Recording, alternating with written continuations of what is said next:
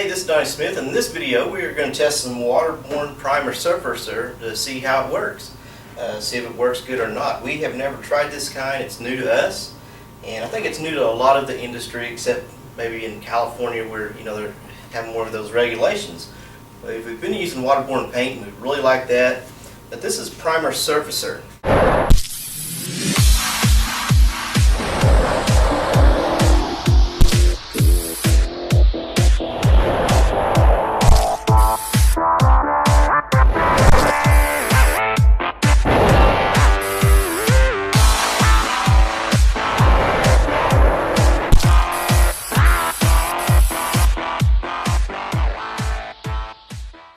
And according to the technical data sheets, I read over it, you can put this directly over metal. You don't have to seal it, is what it says on this. This is auto color, it's a PG version, and I think they just came out with it. I think it's pretty new. It's P950-5505. Never tried this, so we're going to try it out, see how it works to determine if it works good or not. Now, what I'm going to be looking for is how well does it cover, if it sands good. And it's going to take a long term. We're going to have to, watch it for a while to see how well it, fills scratches and things like that. Is there any sand scratch swelling, the primer shrink or anything? That's only going to come with some time. But we're going to test it out just to see how it sprays and how it sands for now. So we'll go ahead and get started on that. First, we'll talk about the P pages just a little bit. On these P pages, it's small to medium areas. You want to apply 3 to 5 medium wet coats. Now, Waterborne, either paints or primers, they don't want you putting those on real thick, because if you put them on thick, it's going to take you longer to dry it. So you want to put lighter coats on, but perhaps more in this case, 3 to 5. A lot of the primers are 2 or 3, but 3 to 5 coats of this, but medium wet, meaning not too heavy of a coat each layer. And then you got to use the dryer to allow the blow it dry just like you would the base coat so that each coat flashes. But as soon as it dries to a matte finish, all the water's evaporated, you're ready to put the next coat. So we should be able to put this on pretty fast. Then once it's dry, it says after it's dried to matte, it takes a couple of minutes to do that. Let it dry for 30 additional minutes and it's ready to sand.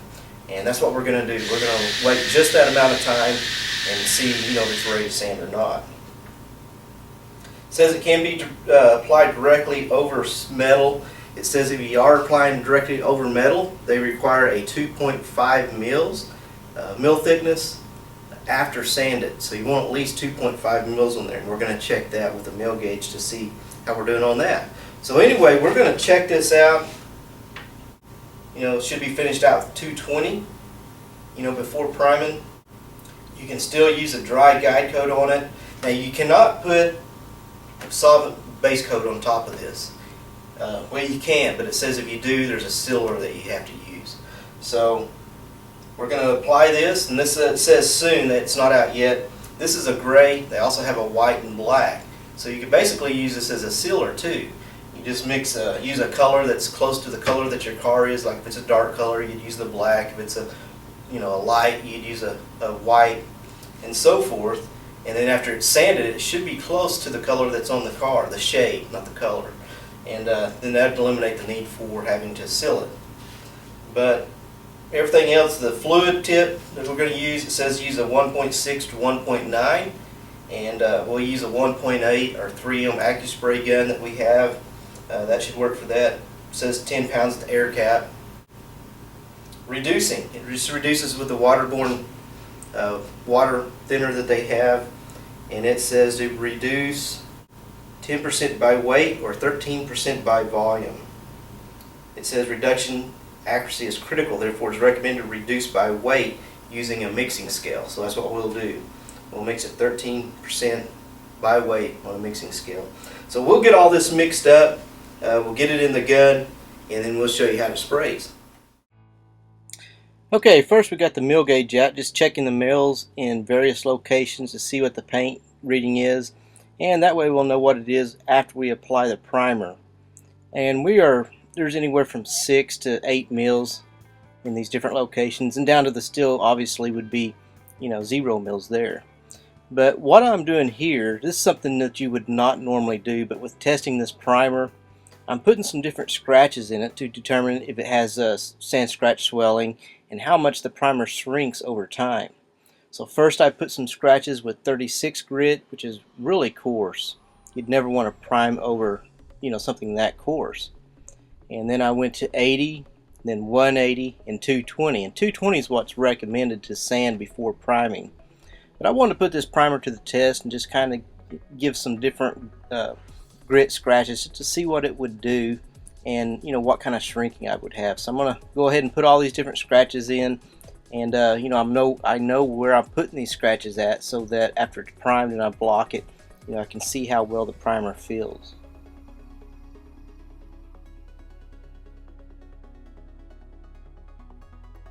Okay, I've got it all, the scratches in it, the fender has been prepped, and now I'm just wiping it down with some cleaner. Anytime before you apply any type of coating, you want to clean it, make sure all the contaminants are off the surface.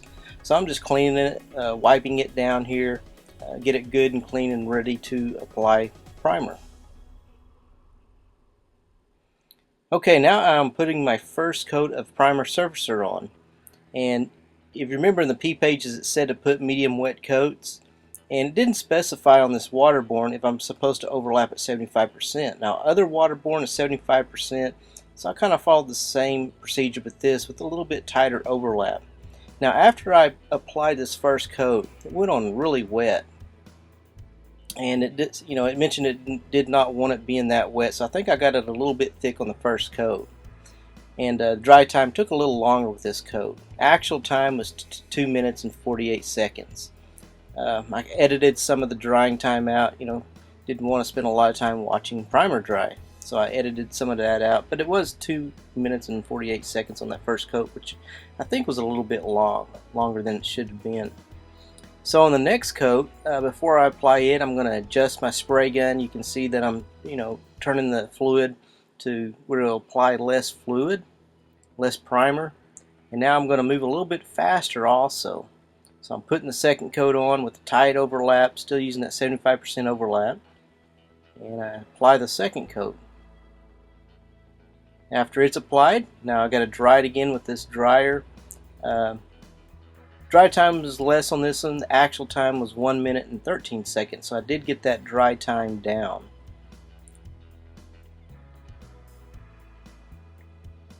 And you can see after it's dry how it went from the gloss to the matte, the real dull.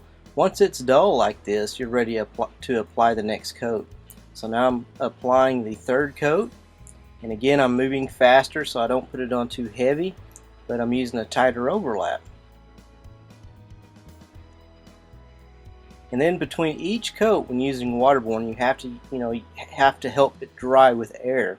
Now this is in a prep booth, and I'm not going to get quite as good airflows as I would in a paint booth. But you can see it's not taking that long. That one took 2 minutes and 15 seconds. And you can see how it flashes off and turns matte. So now I'm applying the fourth coat. Now they said you could apply anywhere from 3 to 5. We decided to do 4 for this demonstration to see how it works. So I'm applying the fourth coat. Then once again I'll dry it. This coat took 1 minute and 39 seconds to dry before it's ready for the next coat.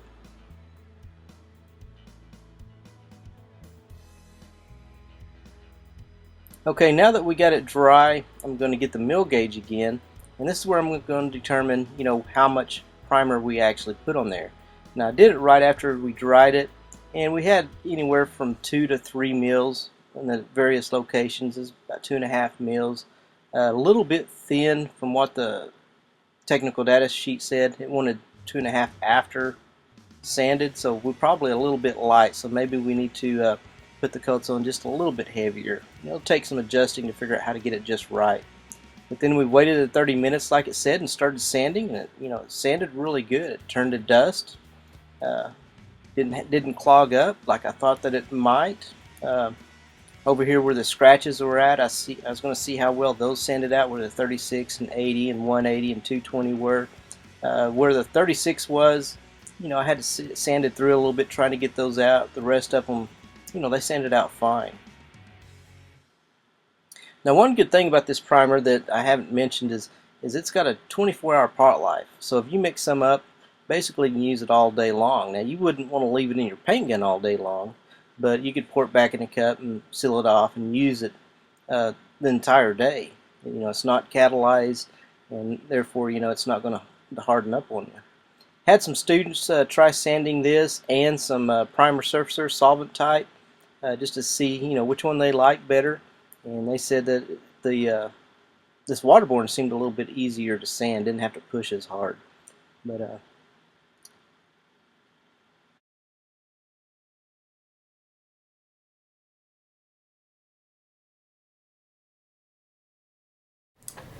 okay, so we sprayed the Waterborne primer on. It sprayed good, and we also found that it sanded good, had good build. The only thing we're unsure of is how much it's going to shrink, and we're going to test that out, and we'll let you know in another video. But overall, I found the Waterborne primer to work well. It dries good.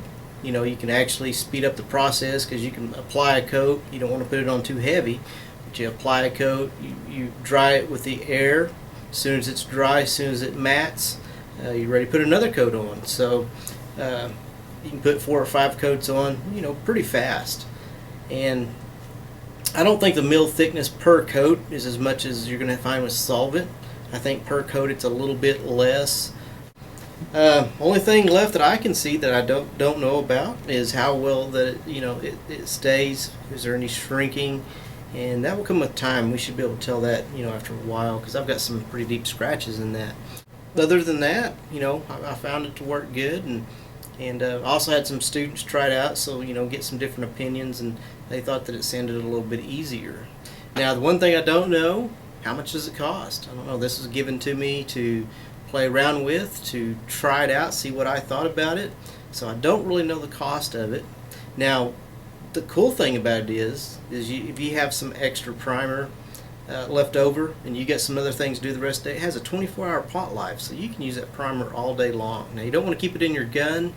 You can pour it in a cup, you know, seal the cup off, and clean your gun. A couple hours later, if you need to use a little bit more, you know, pour it in there and spray that spot, and you can do that all day long. You know, after a day, I probably wouldn't want to use it anymore, but that's good. It has the 24-hour pot life. Anyway, the more I use it and experiment with it, you know, I'll let you know more about it and what I think about it. But from what I see so far, I think it's a good primer. Like I said, got to check on the price to see what that is. But anyway, that wraps it up for this video, and I want to thank you for you know, taking the time out of your day to, you know, learn more about what we're doing and you know, some of the things that we're testing to see how they work. And hopefully this will help you, you know, make your decisions, or whenever you know, may decide to try some of these products as well. And if you have already tried these products, you know, these products are new to, you know, my area, but I know in California they've been using a lot of different waterborne products for a long time. And if that's the case, and if you've been using them and you've ran into this problem, you know, that you can caution us about, you know, be sure to go down below in the comments section and leave us a comment and let us know. We'd love to hear from you. And that way, you know, we can learn from your knowledge as well. But anyway, I thank you for watching this video. We'll talk to you next time.